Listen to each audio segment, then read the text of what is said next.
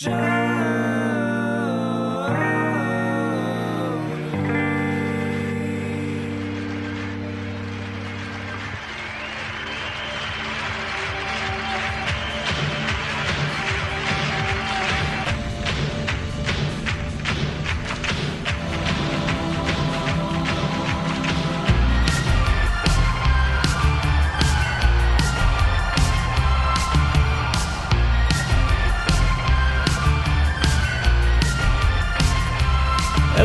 everybody. Welcome to Show to Be with Mike G.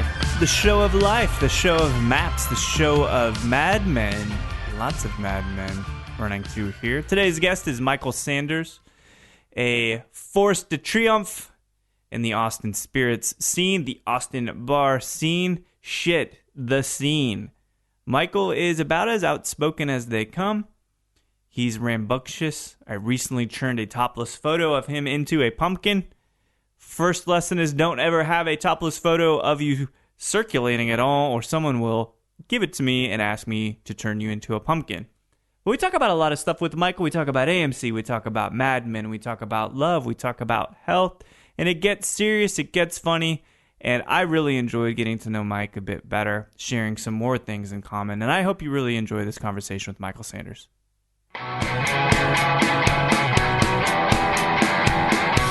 They didn't get a whole lot of reach. They didn't get a whole lot of ratings, but they were in every magazine. It was the most popular thing ever. Is that your fault? Is it your fault to make Mad Men such a big phenomenon? No, yeah, right. No, I mean it was stylish. It was cool. Like, you know, I mean, you talk about the business that I'm in now with drinking and all that kind of stuff. I mean, the old fashioned came back with stuff like Mad Men. Single-handedly because of Mad Men, right? You can talk about all these cocktail bars and all that kind of stuff. That it being on there with Mad Men is what made it big. Yeah. But especially me being digital, it was Cablevision, which is like, you know, they own Madison Square Garden and all that kind of stuff. So they were used to getting these huge budgets for TV and stuff.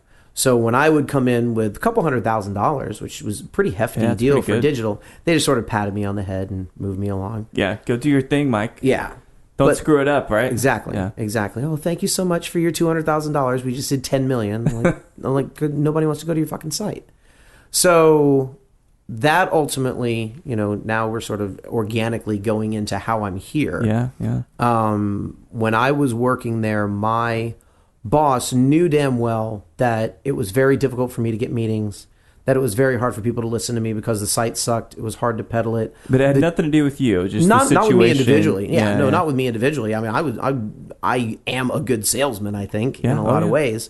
I had a lot of connections on the other side that were willing to do me favors, willing to meet with me when nobody else would. So I had an in that. But the TV people were completely not cooperative. They didn't care to help you out. They would just sort of throw you. Like, I remember one time, the TV people still AMC, right? Still AMC. Okay. TV people did a deal with Microsoft. Okay. And this woman who was working there, who was a real bitch, was like, "Hey, I just landed a TV deal with Microsoft. Here's the digital people. Why don't you call them? Should be pretty easy." I called up, did my whole spiel, and her deal was, "We don't want programs unless they have very high reach," which AMC doesn't. Not then, at anyway. All. Now it's not, huge, I mean, right? No, not on digital. I mean, like they're talking about like Wall Street Journal reach. Okay, gotcha. Like that many page views. People that are going there all the time. Okay. That people are going to CNN.com. People are going to Wall Street Journal. People so just like clicks, right? Yeah, not real impressions. Not engagements necessarily. Yes. But they just want eyeballs. Got it. We didn't have that, and then they wanted product integration, which obviously we can't do product integration with Mad Men. So she was like, "We can't do this." And I'm doing. So Microsoft's telling you, "No, we can't make it work." With Mad Men. For online Mad Men, yeah, for online, absolutely, yeah. You know how they're feeling about it now? You have any idea? I have, to be honest, online, I don't know. I mean, I don't know what it was. I mean, I had. Point being is I was doing the fucking boiler room deal of kept coming back and always be closing, stuff like that. And the girl on the phone, and I knew it. Mm-hmm. She was just like, "Dude," she finally stopped. She's like, "Dude, we're not doing this program. You just stop asking." And I was like, "I understand." And I went back and told the people, I was like, this isn't happening. No, well, did you do this? Did you do this? Listen, this is not happening. They want this. We can't deliver it or whatever like that. And they basically called me an asshole, told me I wasn't doing my job. At Ogilvy? No, at AMC. Oh, it's the second. Oh, at AMC. At AMC. So you worked directly for AMC, or was it? I worked directly for AMC. Oh, yeah. No. I was an ad salesman for AMC. So like, Networks. Go get the big whale. Microsoft says no, they don't buy into it because online doesn't. It's not feasible. Right. And is it even? I mean, that was. Let's put it fairly. That's probably like the beginning of the decline in the modern era of Microsoft around that time, right? So that's what, like 2000. It would have been 2007. Okay. Yeah. So they were already well on their way. Yeah. I mean, it was no matter how popular it was, it's a money game and people want stuff. And this was back in the day of like people still doing ad networks and huge impression stuff, and it was a big deal. The best deal that I ever got that was really, and honestly, it was a bunch of bullshit too, but it just worked out a lot in my favor, right. was I knew some people that were really good friends of mine that worked for Stoli. Okay. They actually worked at Ogilvy on the Stoli account. Oh, cool. Which was coincidentally a brand in the 50s and 60s, and that's what worked out very well for me was that, one of the things about Madman that was always interesting was you never knew what was paid for and what wasn't paid for. Mm-hmm. There were brands that were in that show that paid to be in that show. But you can never tell. There were always other brands because Matthew Weiner was very particular about it seeming like it made sense and having the integration and all that kind of stuff. But there were plenty of brands that he wrote in just because they worked in the story. Sure. And that was one of the things that worked out for me because I had already been talking to my buddies about getting Stoli to sponsor the opening party of Mad Men. I guess it must have been like season 3. Yeah. And in New York, right? Big whole. This one was in LA. This one was in LA. And they had a viewing party that was in Times Square. Oh, cool. The whole, like, where they have the tickets thing with the big steps and everything. They had a viewing party there, which I didn't get to go to LA. But I was right on the edge of getting them to do it. And everybody was like, we need a sponsor. And then one of the programming people came down and they were like, hey, just to let you know, Stoli is in the first episode of this season. Because it was when Roger came back from getting married. Yeah. And he brought back Rush and Vodka, and it was like a big deal. Yeah. So just getting into that. So that was even part of the plot. It's not even just it's totally, even a backdrop. It's totally, huge... And they thought that I like scored that for them somehow. That's killer. So that was, I put my feather in my cap and that. So that's good. So you're the prodigal son returning with this big home run. And imagine like the next step has to be, all right, well now you're creative director. Like where do you go from there? I mean, that's a pretty nice feat, big milestone. It was, but they didn't fucking care. Okay. They didn't care at all. And I knew, it was, so going back to the deal of talking about what how I got to be where I am now. Yeah. Because my boss knew that I was not going to get a lot of the best meetings that I wanted to, he's like, dude, take out any of your friends, take out your girlfriend, go out on dates, just go places and say that you were with clients, put things down, just go. Just go out all the time and expense it. I had an expense account.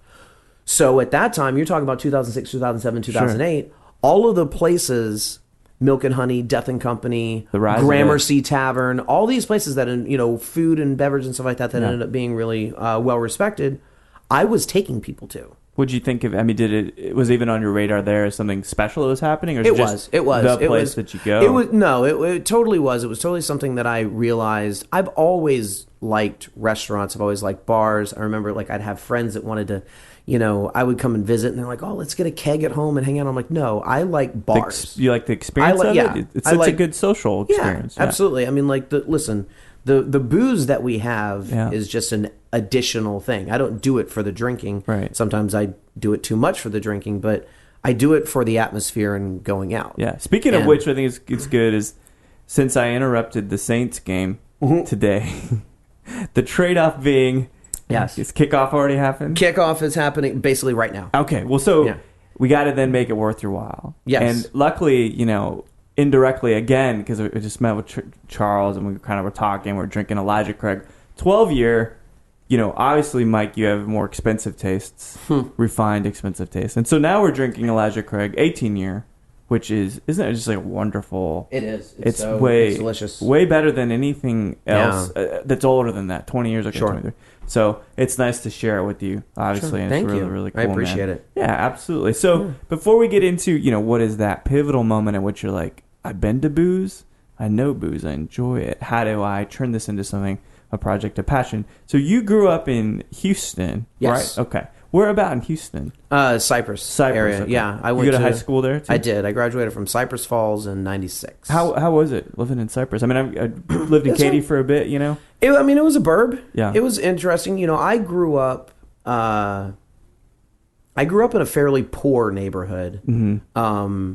I grew up there was mostly like townhouses in there. We never owned a house. Were they blue townhouses? I know in Houston that becomes very dangerous. It wasn't that. No, there were, all my friends were black when I was a kid. Mm-hmm. I, hung out with those guys forever.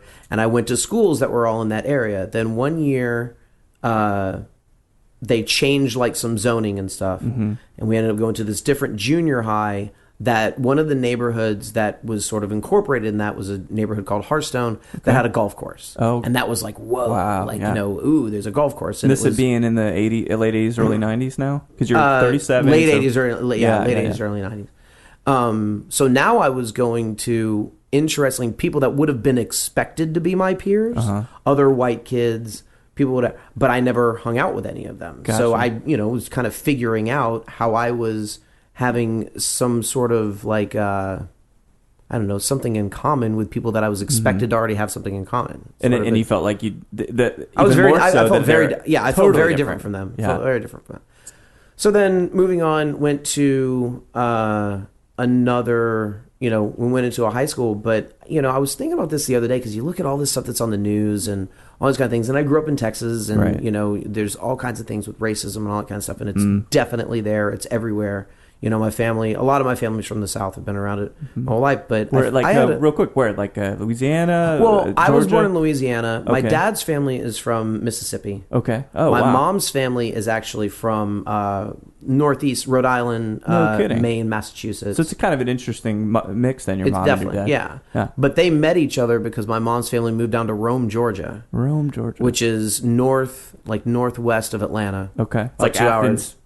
No, not nearly as cool. Yeah. This was a real one horse kind of country town. Oh, wow. Berry College is there, which is like it's the largest campus in the country. And, yeah. it's very beautiful. Very yeah. cool. The largest square mile. They met there. Just my mom was a waitress. My dad was a traveling salesperson. Yeah, and they met there.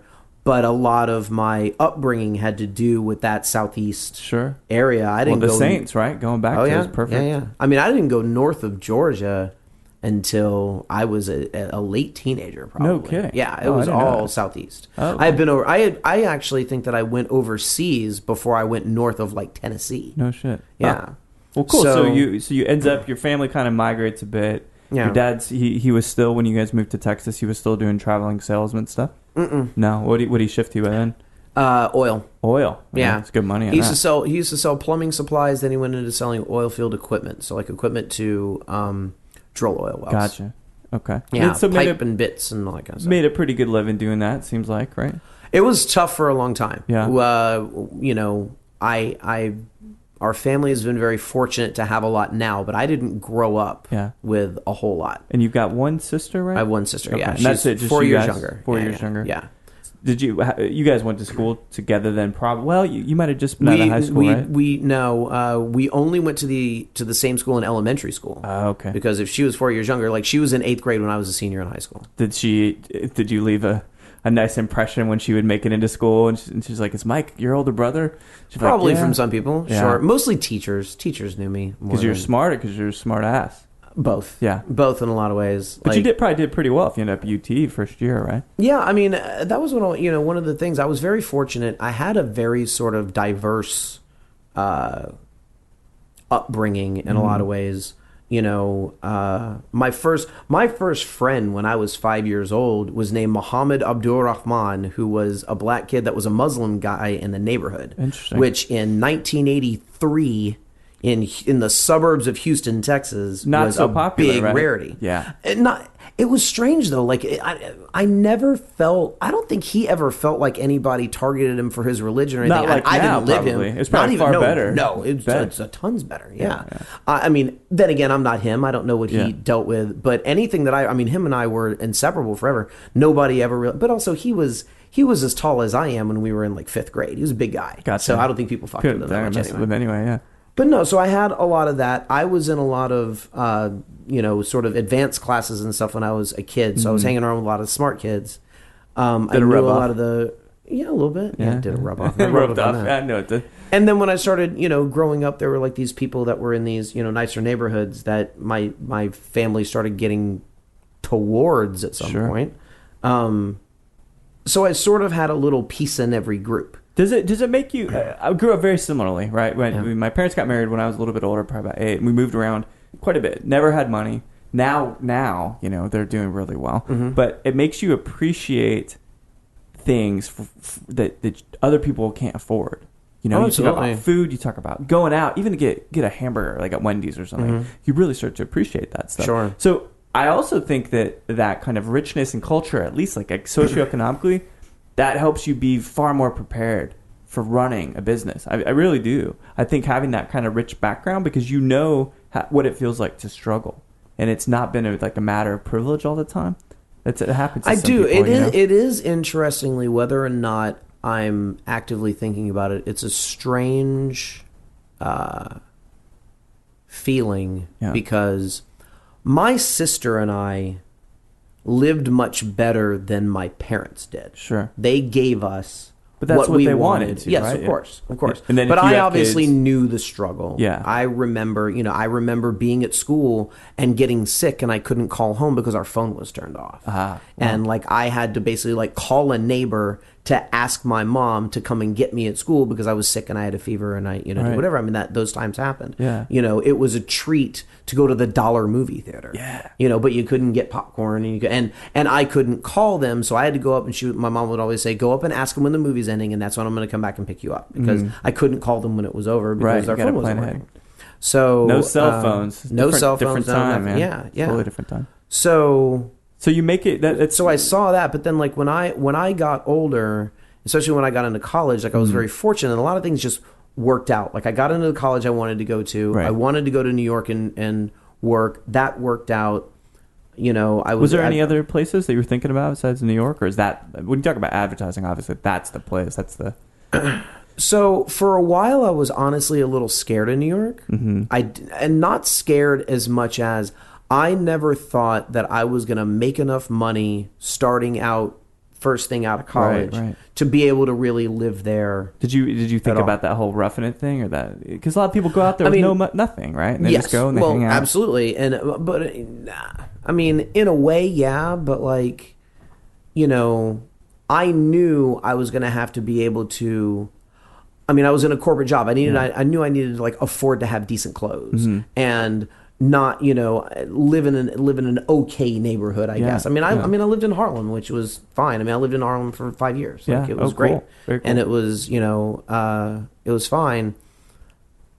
Regardless of even the roughing it thing, sure. I knew that I could get a job, so I was looking at other places for a while. I really wanted to go to Atlanta for a while. Oh, really? Yeah, I was looking at that. Is it a big market just in general for advertising? At that time, I was not as much looking for advertising as I was looking for business. Gotcha. Okay. But I did an interview for a company called News America Marketing. Okay. What do they do? Basically they do all the advertisements that you see in grocery stores. Okay. So all the stuff that's, the little when you go down and they have the coupon things that you can take out and the stuff that was in the baskets and the stuff that's on the floor. Okay. Not sexy work in any way. No. But they paid really well. It's like the car dictionary thing you get, right? Yeah. Printed on newspaper. But it paid really well. And as part of my interview process, I got to the second level of the interviews and they took us to New York. Oh, very cool. And I went there and still I wasn't completely sold on it just yet. So we went there and all that stuff. I was hoping because they had offices everywhere. I wanted an office in Atlanta. Mm-hmm. And I could have sworn that I nailed the interview and everything, but I didn't. And I didn't get the job. Yeah. Didn't get the job. So now it's back to square one. Right. Well, part of my, for Christmas that year, my Christmas gift was my mom took me on a trip to New York. Okay. And we went, and it was totally we went to Broadway and we went to Radio City. Very, and like, it was typical, Christmas, and it's iconic just like, like landmarks. Just spinning around in the middle of Times Square. Did you just fall in thinking love with Jane Fonda? Yeah. Okay. Yeah. No. I figure. No, I totally fell in love with the scene, and of extremely naively thought if I moved to New York, that was the life that I was going to live. So, but I had it in my mind that I was going to go to New York. Mm-hmm. So I went and did this interview and all this kind of stuff. Got to go with Ogilvy, and then I got corporate housing for a month before I went there. So again, naive, just sold this beautiful thing. I was staying at this place in Chelsea, this high rise at 27th and 6th, this gorgeous thing. My friend Roble, who ended up being my roommate, came and stayed with me.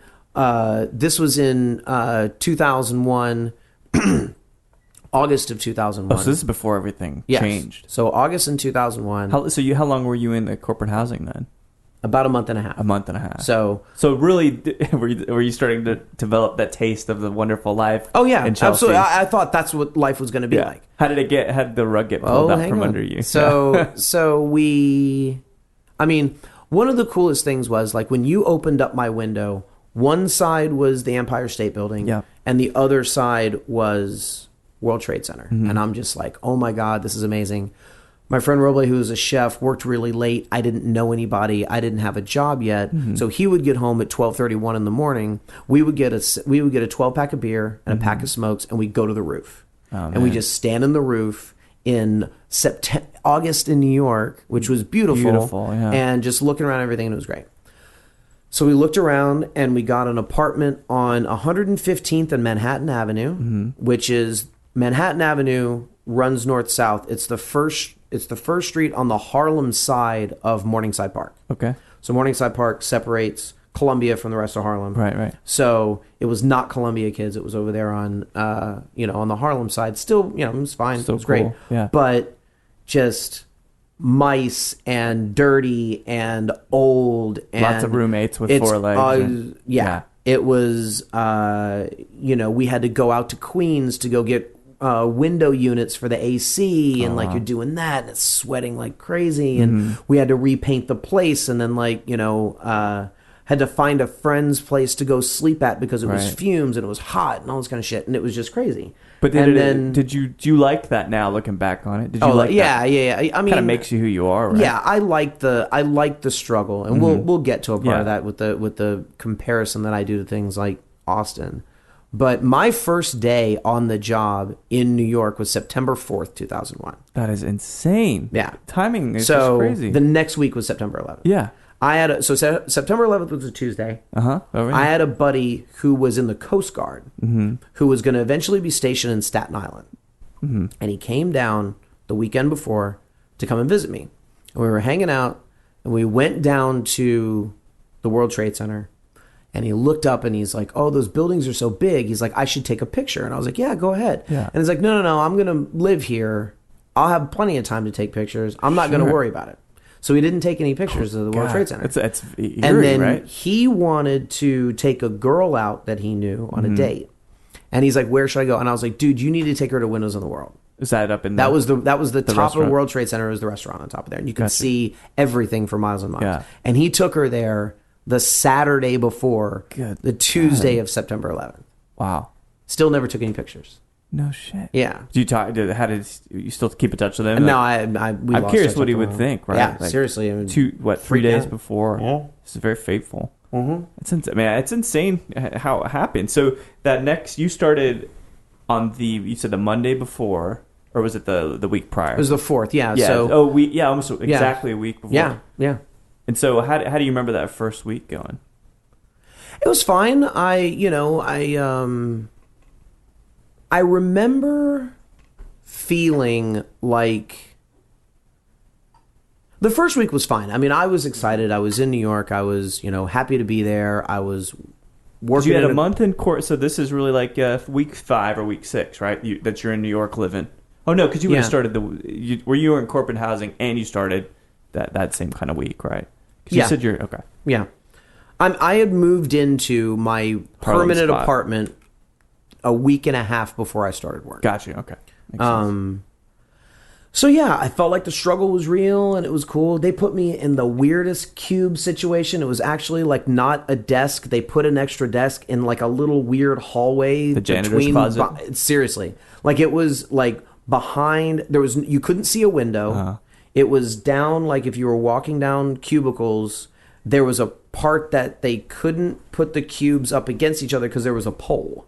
So you had to go down, and it was just enough room to like get around the pole and slide through. And my desk was back there. That's strange. It was a total like Milton Office Space thing. They're taking your stapler every day. They had lights there though, right? They didn't just stick you in a really dark. Oh area. No, yeah. No, they had lights, so it was fine. So, so all that stuff happened. I was there. I had met these guys and all this kind of stuff, and yeah, it was So real briefly, I mean, what do you remember? I'm sure you were at work when all this stuff happened. Yeah. So my brief, but thorough 9/11 story was, so 9/11 happened like 8:45 or something like that in the morning. Mm-hmm.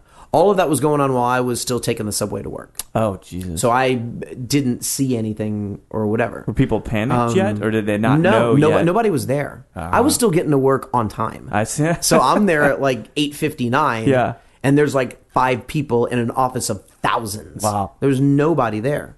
And I saw a little light on my desk phone that I had a message. And I checked a message, and it was my dad. And he said, "Hey, don't know if you saw those planes that flew into the World Trade Center. We were just making sure that everything was okay." And I had no concept whatsoever of it being jets. Sure. Of it being terrorists. Yeah. Of it being anything. I thought, shit, somebody flew a Cessna screwing around and bounced off the side of the World Trade Center and they died. Yeah, lost four people. Yeah. Whatever.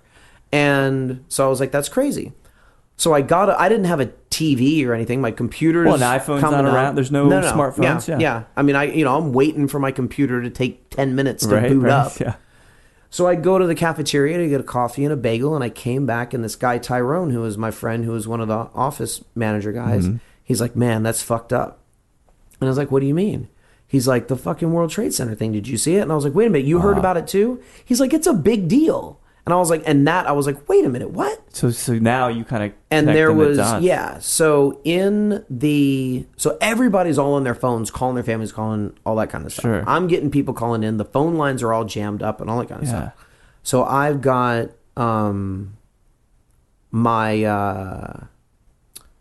there was a barbershop on the floor where like the cafeteria was. Sure. And he had a TV. So everybody was huddled in the doorway of this deal, TV. Watching this TV, watching all this stuff happen. Wow. And we're watching and whatever. And I remember having this strange just feeling of, man, you know what? Look at those towers, that all this stuff's going on and everything's going to happen, and they're not falling down. Wow. And I had this idea did you say it aloud? Because that's one of those things, right? It makes it even more kind of haunting, right? Yeah. I think I might have. I was like, look, they haven't fallen down. And I mean, within the next 3 minutes, they fell down. And I was like, holy shit, this is crazy. Fell down, everything. Everybody's all freaking out. I had no idea what to do. Like, fast forward a few years when the blackout happened, which everybody's scrambling on. Sure. I had an idea where to go and what to do. Yeah, because you had some experience. I had been in this area a week. I had no clue where to go, what to do, anything. All the buses are shut down. All the subways are shut down. The buses have people literally pressing themselves into doors to get home. That's great. It's just a frenzy. Everybody's trying to get as far away. Everybody's just trying to figure out where to go and all that. That's insane. But could you see it from the office there? No. But in your place in Harlem, you'd be able to see it on the roof, right? If I got up on the roof, yeah. So I just started walking home from insane. 49th Street to 115th Street. Wow. And I remember I had my headphones and Howard Stern was on. Howard Stern was like the only thing that was on, and he was sort of reporting. So as I was walking, I'm listening to all this stuff, all these things going on or whatever. So the next day, obviously, everything was closed. Yeah. Building was shut down, all that kind of stuff. Thursday, we went back to work, and halfway through, the CEO of our company had come back and was like, had a meeting, everybody sit together in this tough time. We're still trying to figure out what's going on. The country's trying to figure out what's going on. I mean, you had everything. You had the Pentagon thing, and then it's like there's a bus in Queens, and now everything's going off of all these things, and all you're doing is watching TV. Yeah, all you're doing is watching this stuff on TV. So she sent us home. Yeah, and then the next day was Giuliani had done like a holiday or something like that, so we didn't go back to work on Friday. Yeah. So Thursday night, Roble and I were sitting there, and we were so pent up and whatever, and we just had this amazing, it's so fresh and so new. Like it's interesting for anyone to really who wasn't there. Like, have you ever seen the movie 25th Hour? Yeah, Edward Norton, man, it's great. So movie. You know that part where they have the whole deal where it's like everybody's all together and then everybody's all against each other and then they end up coming back or whatever. And I don't know if you've ever read the thing that Chuck Klosterman did on it's in Chuck Klosterman 4. It's all about Kid A and like segments of Kid A going through the day of 9/11. He's like, it's not. Does he think literally that it is? I mean, that it's, no. He's like, listen, I'm just telling you. But it's weird when you see the elements of the day. So when you say pinned up, what is that? Is it sadness? Pent up physically. We were inside. There was nothing to do. Yeah.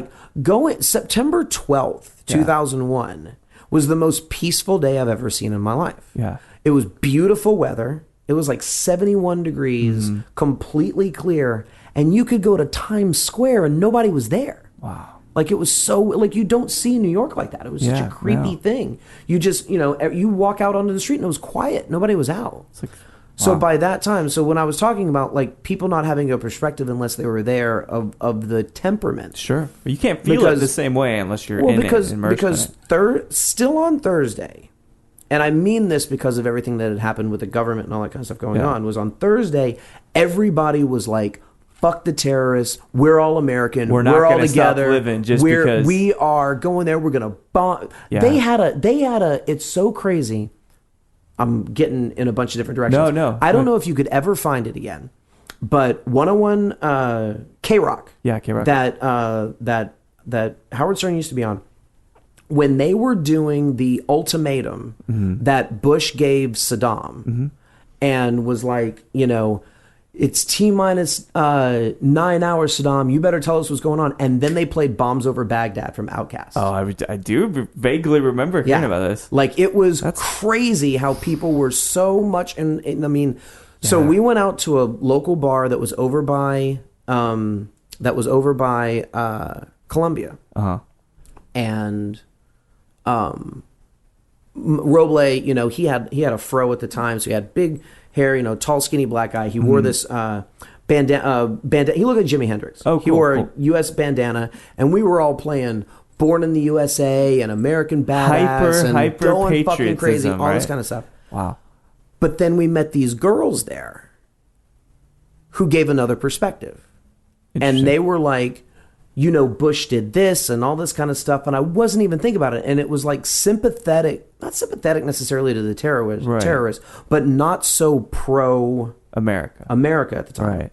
And I was like, that's weird. And I almost got offended at the time. Yeah. I was like, what are you doing? Like, we need to stick together. Like, this is all... unified we're being fronts attacked, against the enemy. Yeah. And then that Sunday was...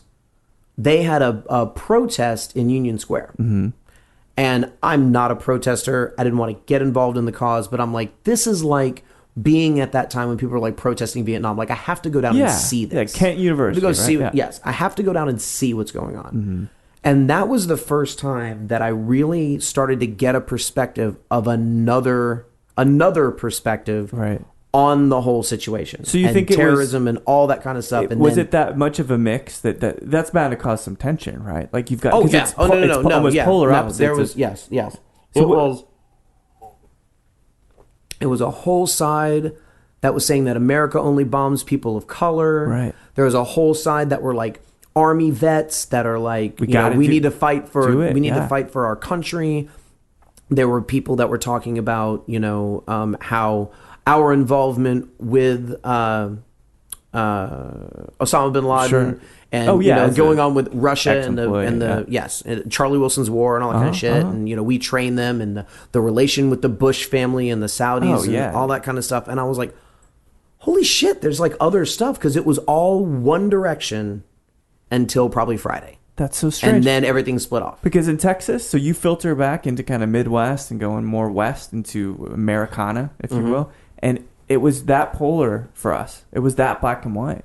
There was no reasonable argument. There was no soft kind of opposition to the war like there was in New York. I think that becomes this cultural nexus for all this stuff to kind of flower.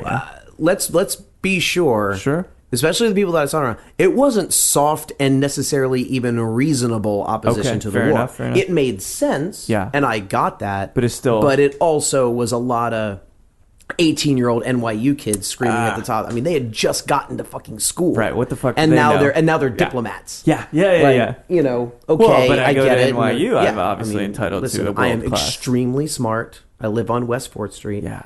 So yeah, that's an interesting part of it, because we don't. There's not as much pride that comes from going to Texas State University as it does to going to NYU. Right. That sense of slight arrogance and just that, I know I'm absolutely in touch with world issues because that's all bullshit, But I mean, that's every campus. I went to UT 96 to 2000. I was on the West Mall and got perspectives that I never grew up with. I mean, when you're growing up, even to the end of high school, people weren't Republican and Democrat. They weren't conservative or liberal. They just sort of thought about different things. We just I didn't have an ideology. My parents were Republicans when I was growing up. Yeah. But it still didn't influence you so rigidly, like you still kind of developed that. No. I had a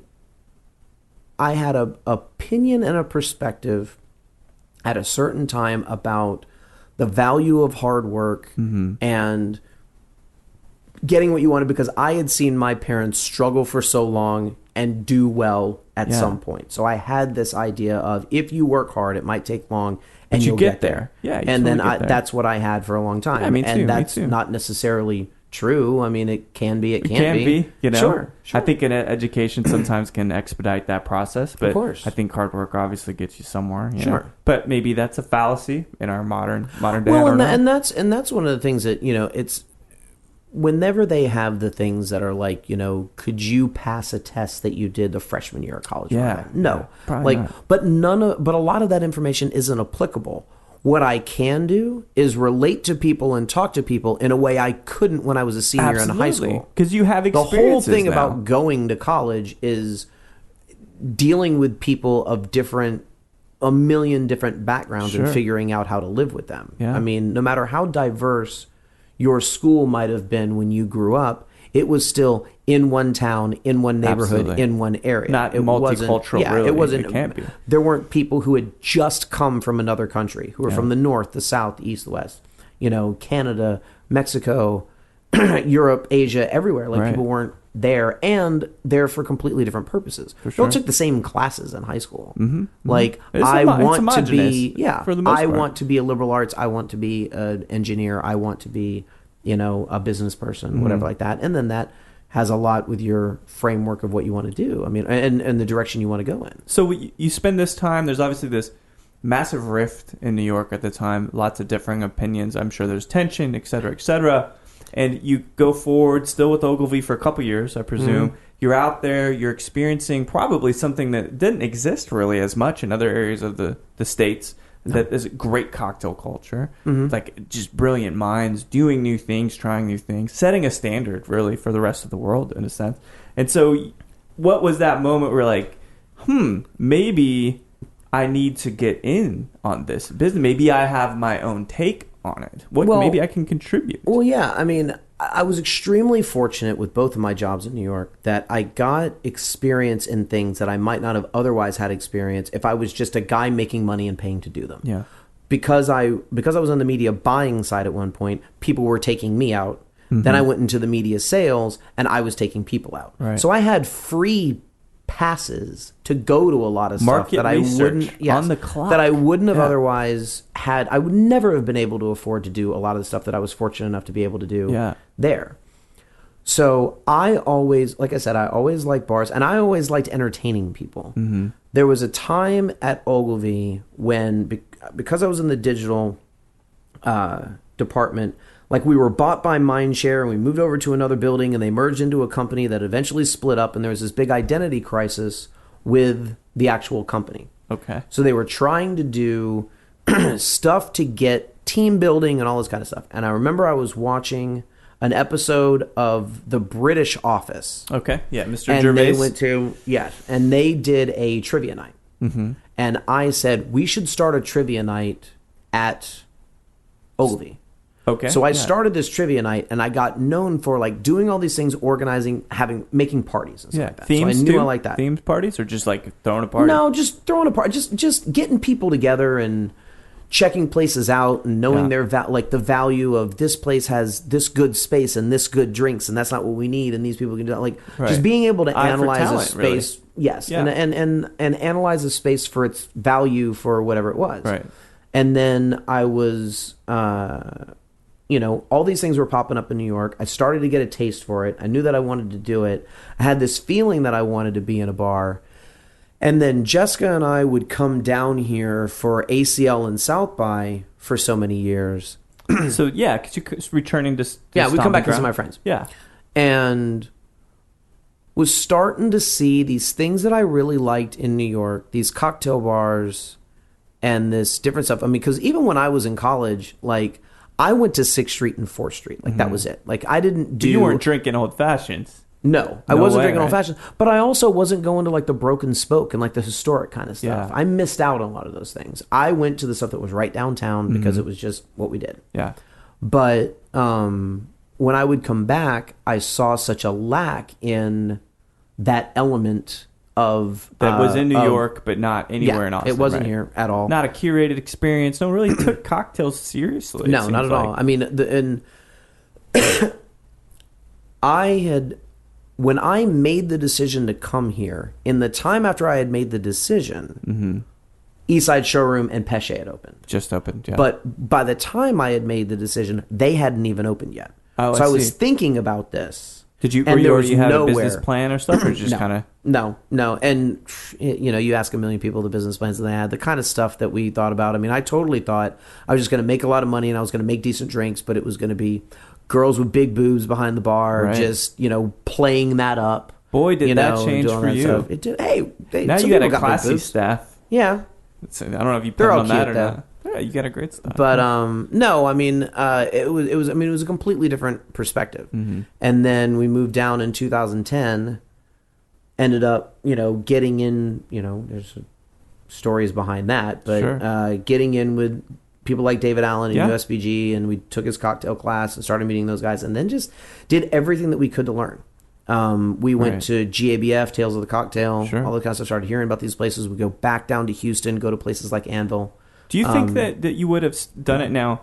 Obviously, we hadn't talked about Jessica too much, but I'd love to have her on just, solo too. But how much did she influence that passion to enter the industry, as you say? She didn't influence it at all. No. It was completely my idea. Oh, no kidding. It was completely my idea. Well, it's worked out pretty well for her too. Well, yeah. Absolutely. I mean, it's one of those things.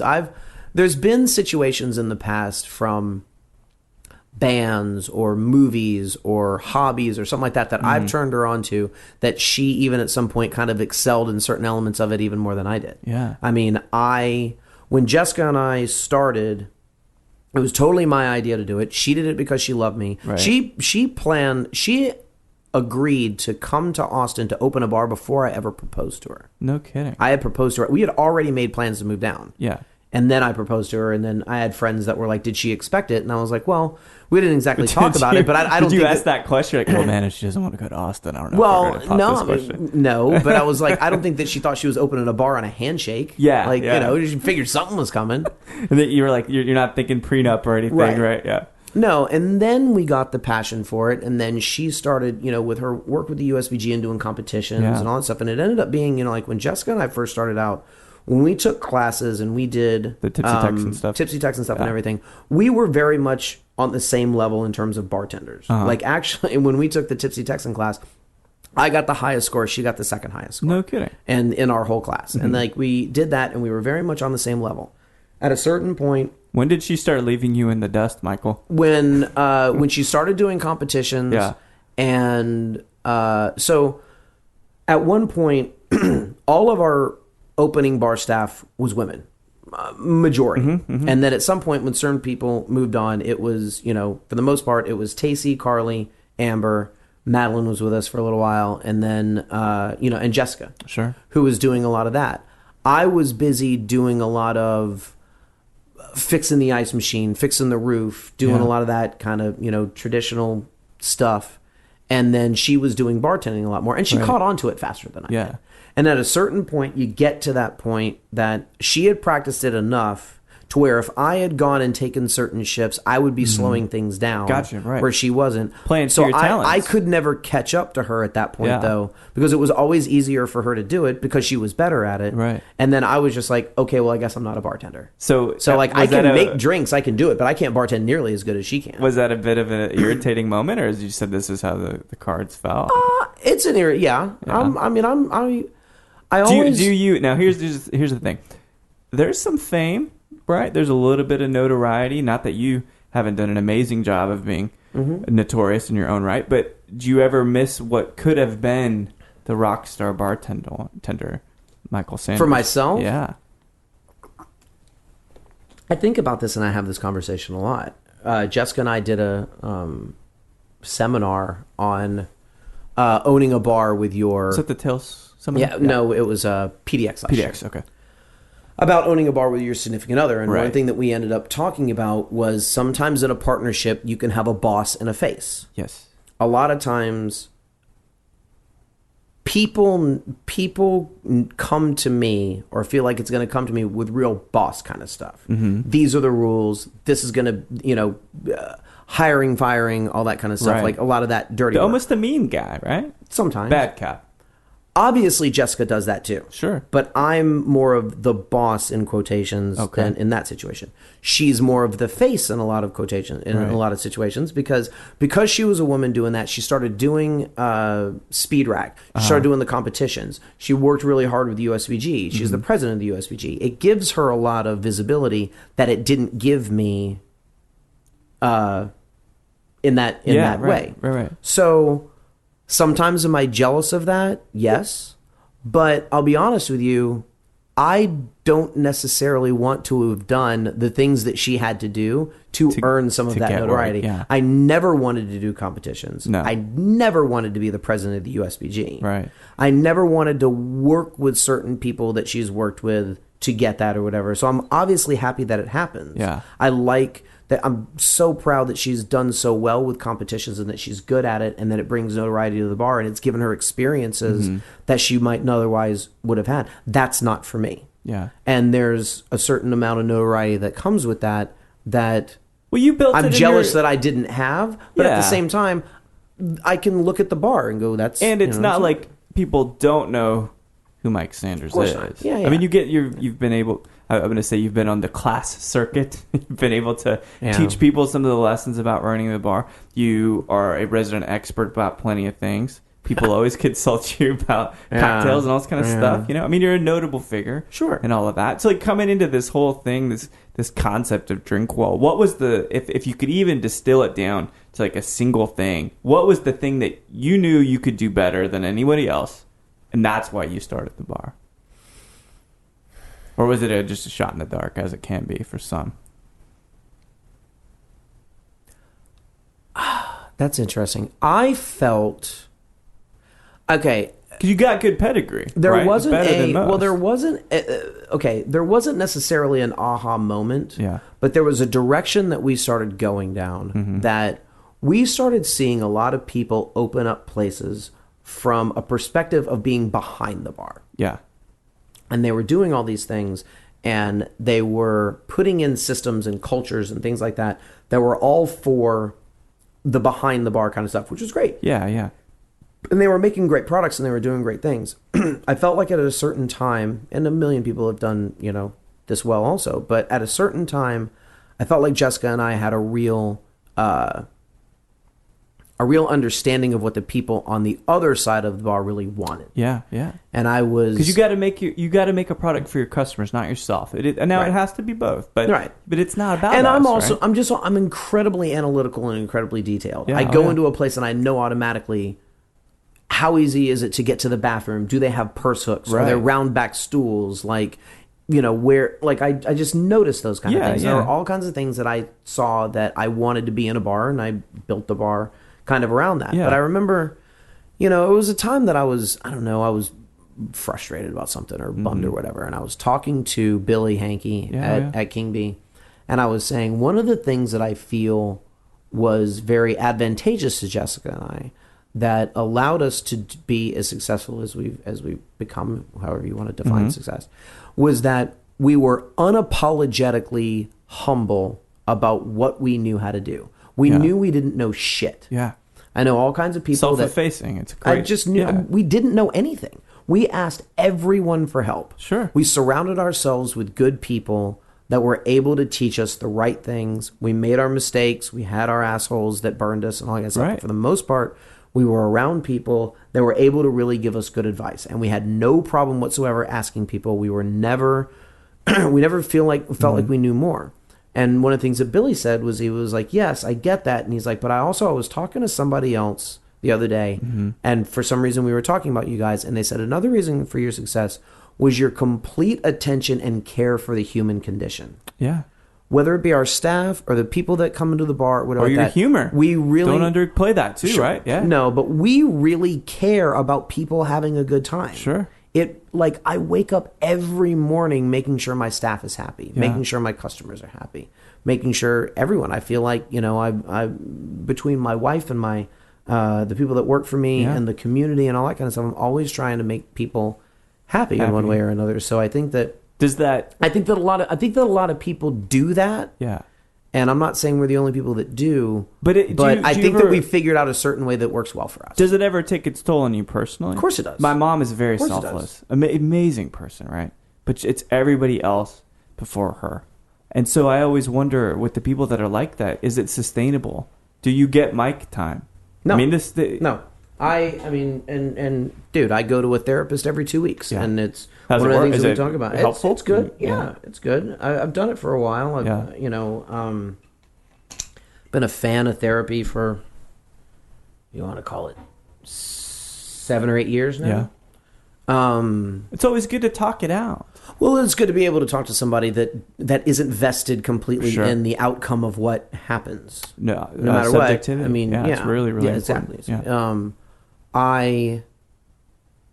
I feel very alone a lot of times. I just feel kind of isolated because I feel like everything that I'm trying to do for somebody else. And I also can tend to be very argumentative. Sure. And very opinionated about stuff. Is that stem from kind of just maybe a tad bit of resentment because you're like, I'm not getting even my needs met, but I'm doing everything for everybody else. And maybe that comes out like a little pressurized valve and just spots out. Well, you want to go way back. I mean, we'll have our own therapy session now. When I grew up with all those black kids and stuff when I was a little kid, I mean, it was just the fact that I was different. Right. I got picked on a whole lot. I'm sure. I was the only white kid, and I was a lot smaller than everybody, and a lot of those kids picked on me and all that kind of stuff, and I just felt very picked on most of my life. Yeah. My mom was always like, you got to stand up. Don't take it. My mom is really aggressive. Don't take any shit. Yeah. Stand up for yourself. Put your head high and all that kind of stuff. So when I have opinions about things, wherever it came from, sometimes, and I argue with Jessica about this sometimes I feel like the person that wins is just the person that's loudest. Yeah. I think that's a dynamic in a lot of families, right? Yeah. Yeah. So that has come into certain things.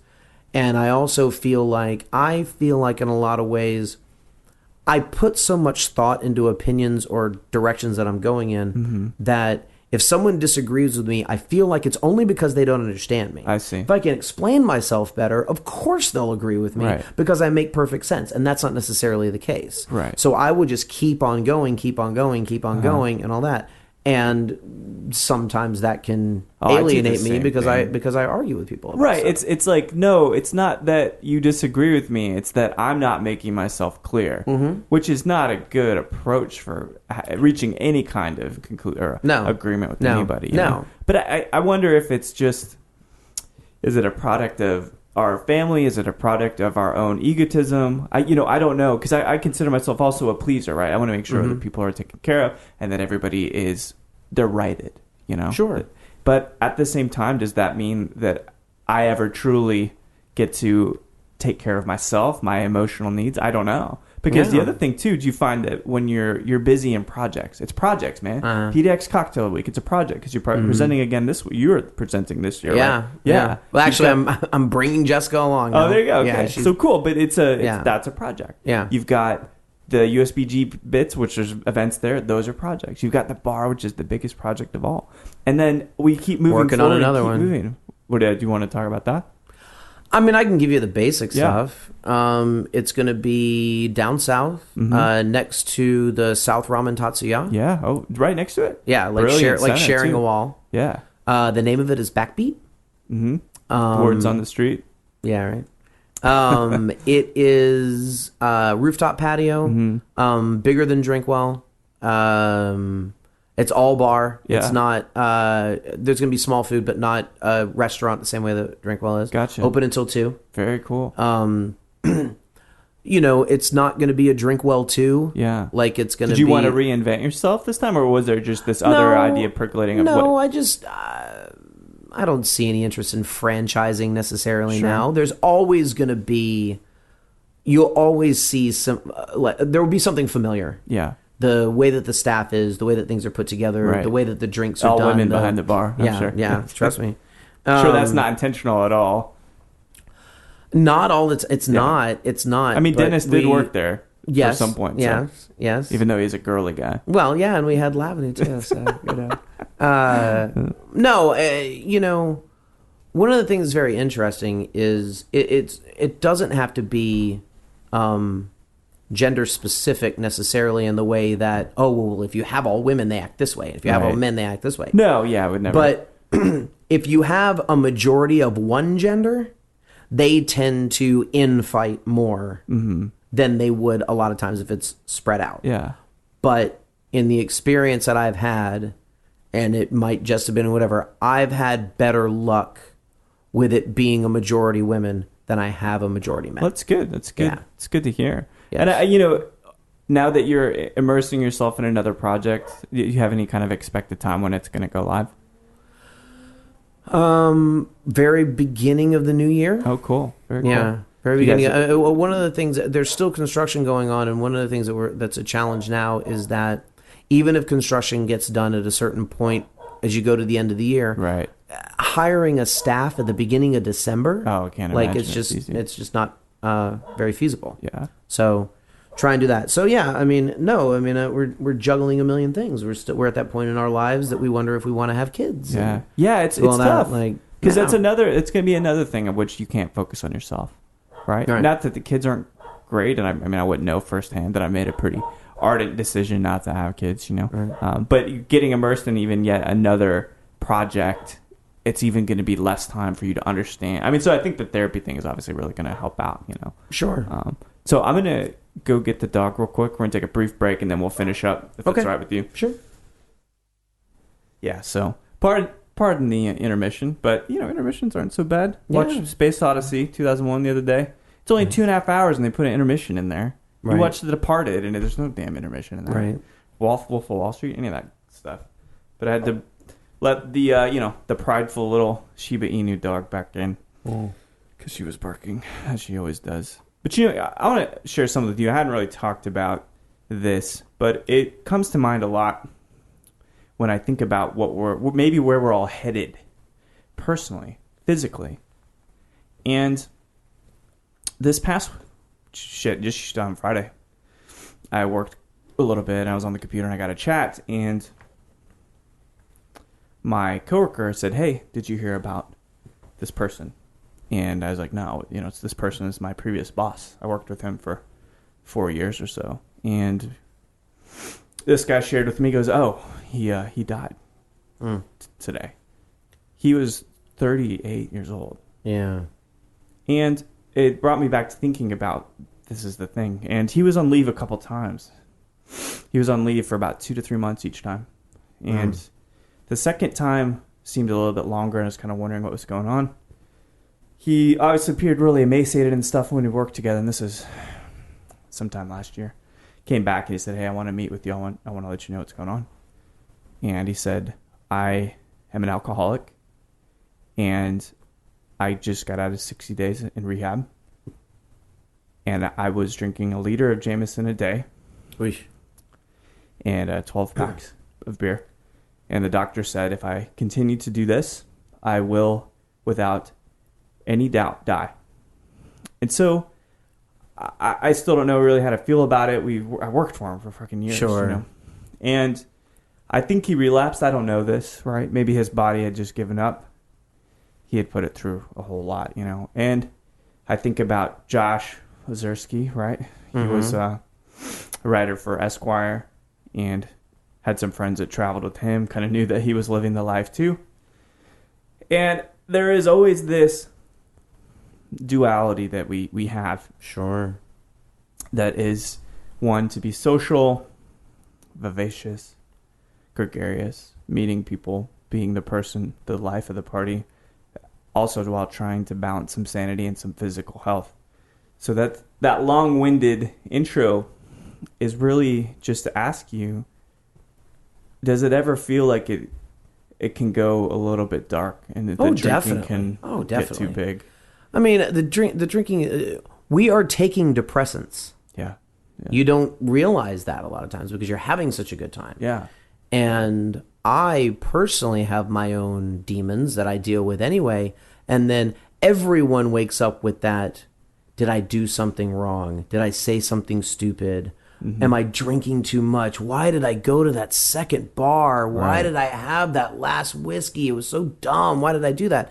And then you add that into whatever you might be dealing with personally. I mean, like, you know, you talk about deaths and stuff like that. I mean, obviously the community was really affected by Sasha Petrovsky. Right. Does anybody know what really happened there?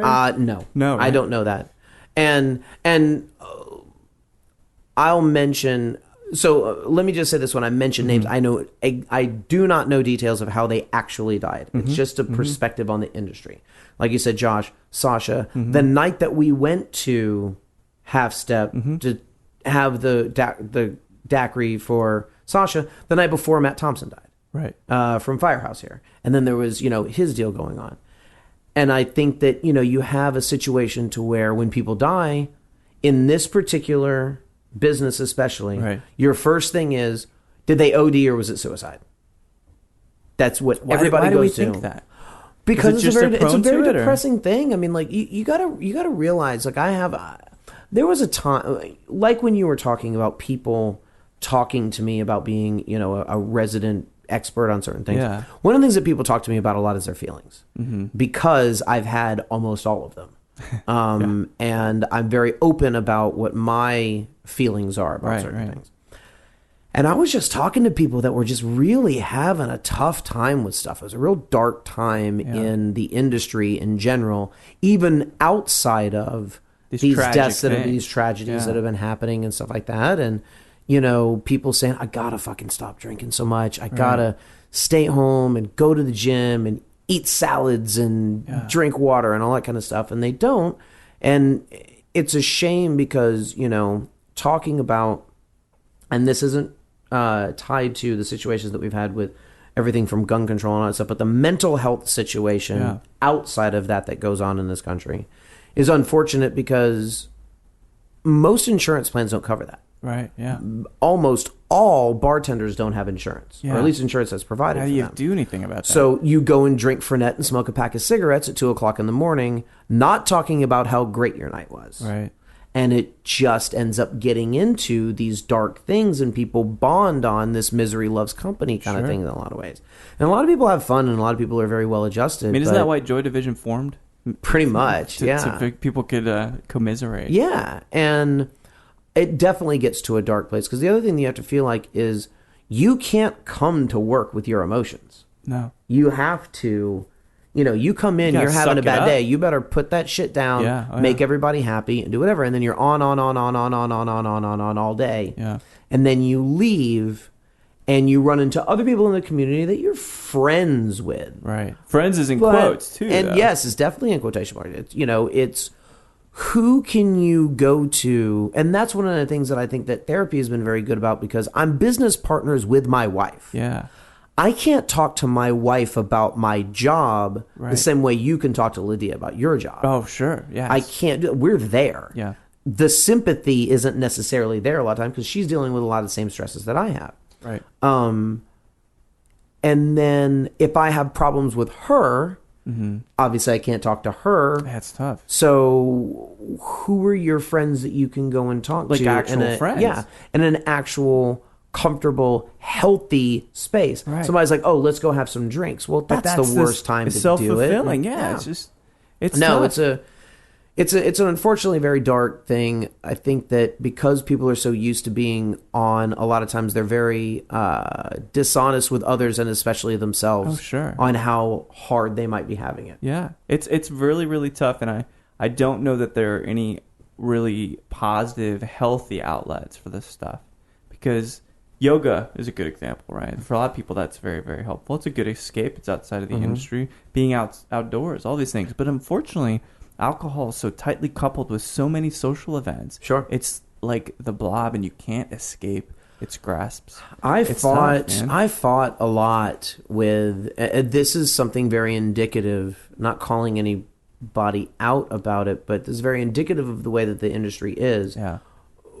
I worked for a very long time to get committees in the USBG. Okay. And now there are some. Mm-hmm.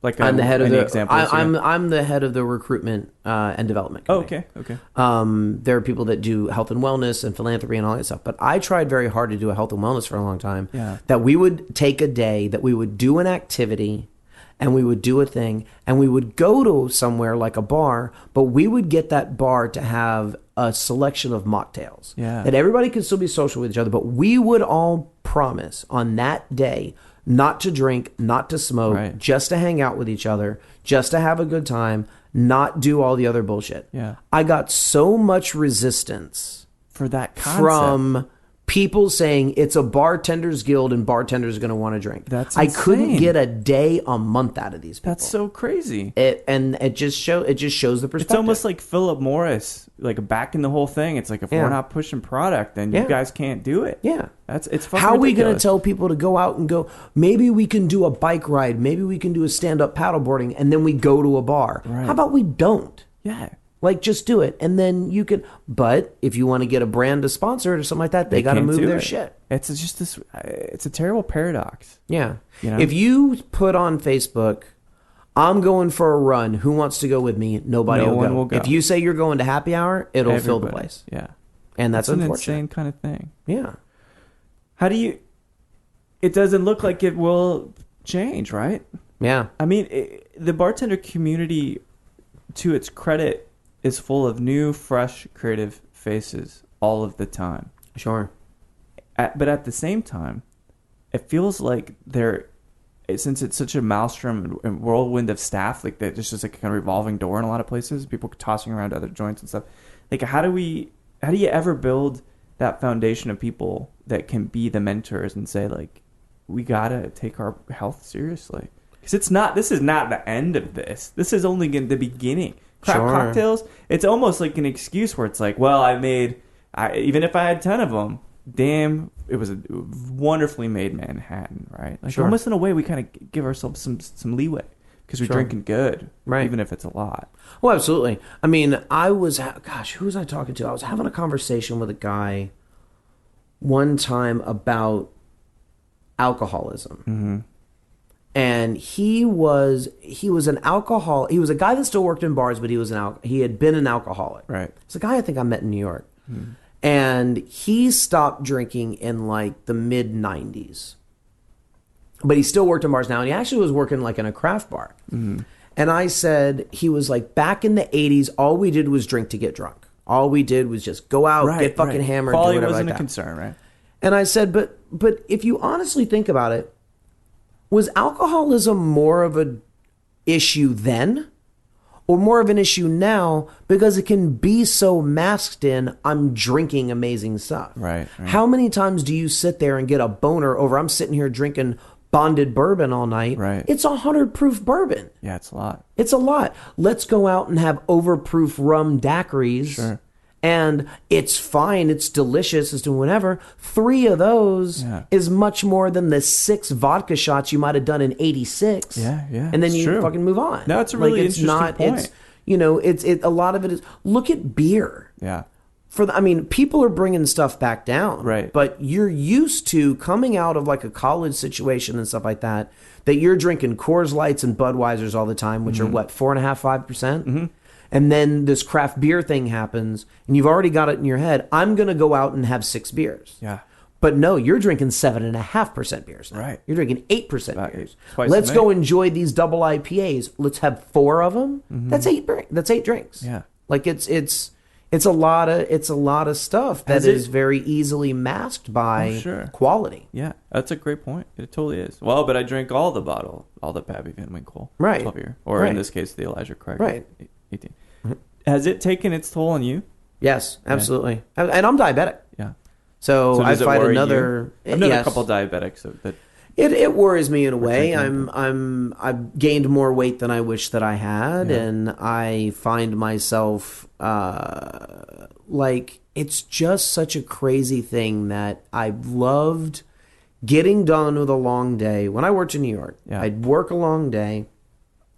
I'd get done with work and I'd go to the gym. Mm-hmm. I'd come home. I'd make some dinner.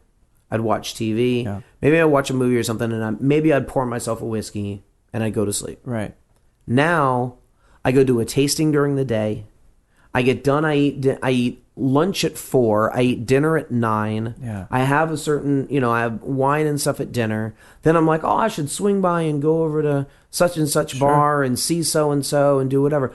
Oh man, they just got the new blah, blah, blah, Vago Tobola and Baro. I'm gonna have some of that, and then you sit there and you do whatever. 50-something%. And then you sit there and you have 2 Lone Stars and 4 mezcals, and you're like, fuck, my bill is $120 again. Sure. Not only are you getting unhealthy, you're draining your pocket on it. Yeah. And then you wake up and you're not necessarily hungry. You're not hammered. No, you're not, but your day is slower. Sure. You're not hopping up and going to the gym in the morning. Yeah. Doing that kind of stuff. So it's absolutely it's insane. And it's crazy because it's like you didn't have that influence when you worked in the corporate world. Like everybody went home. Yeah. Hey, it's that one Thursday night. It's Mike's birthday. Right. Let's go out and we'll all fucking go crazy tonight and we'll have a shitty morning on Friday, but whatever. Yeah. Like you don't do that. It's all the time. Yeah. Well, it's the currency. It's the conversation. I mean, it's hard to say no to free good things. Absolutely. It's easy to say no to bad good things. Mm-hmm. But it's a totally different thing, Well, and you also run the risk, unfortunately. And I mean, listen, many people are probably going to disagree with plenty of these things in here, but that is the point. You have to be conscious to not lose track of the occasion that drinking should be. Yeah. It shouldn't be a routine. It should be a nice occasion. Yeah. If you are able to have that occasion more than some people sometimes, then that's fine. Yeah. But you also have to be aware of the effects of that.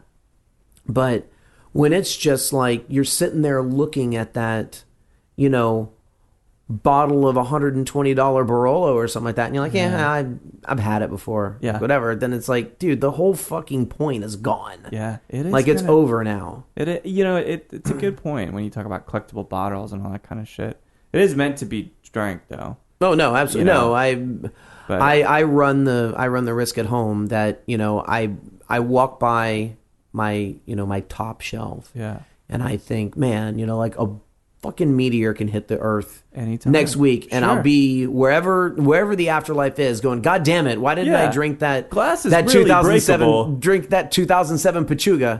Yeah. And but then I also walk by and go, man, I drank a lot of that 2007 Pachuga, man. Like I wish I had some of it now. Grass is always greener, every single time. Sure.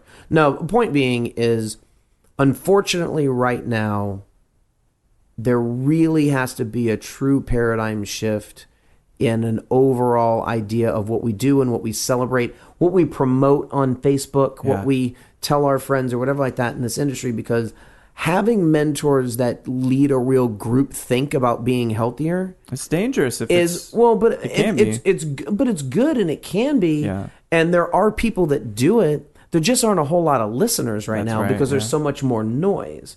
What you need to do is just sort of try and find the things that works for you. And if you can't, if the industry can't be influenced positively, let's stop letting it influence us negatively. Yeah. Oh, yeah. That's a good point. Definitely. Yeah. I mean, it's an interesting thing, and I hope it becomes a regular theme through these conversations. Sure. Because I think we're so close, all of us, to being under the grips of that addiction. And the FOMO's fucking real, dude. Yeah. It is. Sure. The FOMO's real, and you check your Facebook and whatever like that. It's a completely unhealthy thing. It is totally. It's terrible. You see what everybody's doing, and you're like, oh, why can't I be there? I wish I was doing it or whatever. And then to be honest with you, a lot of times they're great, but when you go and then you wake up feeling like shit the next day, and you're like, yeah, it was fine. I had another good time with so-and-so. And so something that at least we share. So here's one of the things. I actually really enjoy saying no to things.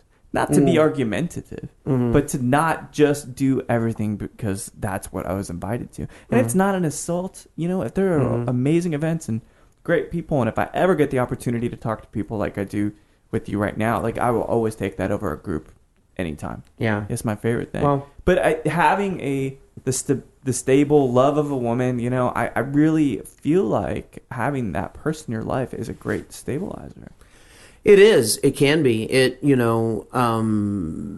it's been, I can't imagine how I could possibly even do anything that I've done in my life if I didn't have Jessica with me. Yeah. It's an interesting also perspective because we work together and we work so much together.